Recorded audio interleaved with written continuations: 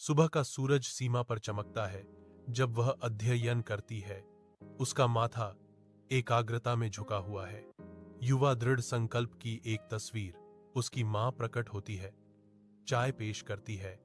शांत सुबह की रोशनी में प्यार और समर्थन का एक मौन इशारा। धन्यवाद, सीमा फुसफुसाती है।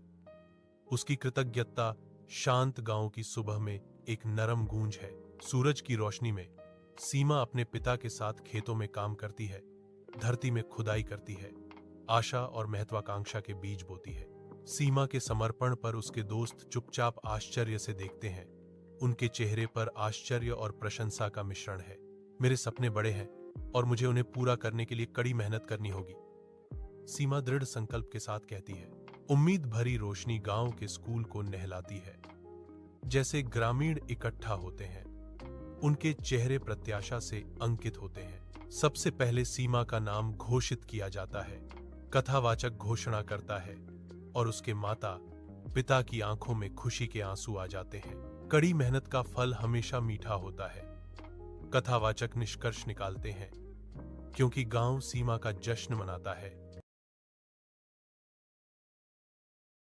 गांव का चौक जीवन से गुलजार है क्योंकि सेठ, एक अमीर आदमी, एक ऊंचे मंच के ऊपर से भीड़ को संबोधित करता है। मेरा कीमती हीरे का हार चोरी हो गया है, सेठ ने घोषणा की। उनकी आवाज चौक में गूंज रही थी। भीड़ के बीच राजू, एक सीधा सा लड़का, ध्यान से सुनता है। उसकी आंखों में दृढ़ संकल्प की एक चिंगारी। अपने विनम्र घर में राजू बैठा है। उसके भीतर नुकसान का तूफान आ रहा है। उसके दिमाग में एक योजना आकार लेने लगती है। राजू नए संकल्प के साथ ग्रामीणों को इकट्ठा करता है।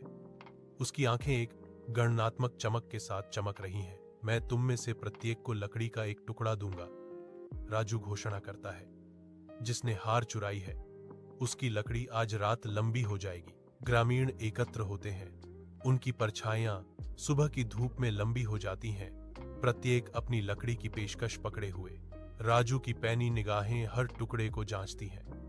यह चोर है, वह घोषणा करता है, एक निंदात्मक उंगली दिखाते हुए। चोर डर गया कि उसकी लकड़ी लंबी हो जाएगी, इसलिए उसने उसे काट दिया।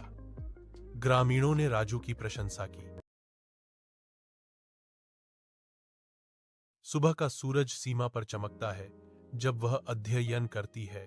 उसका माथा एकाग्रता में झुका हुआ है। गांव का चौक जीवन से गुलजार है क्योंकि सेठ, एक अमीर आदमी, एक ऊंचे मंच के ऊपर से भीड़ को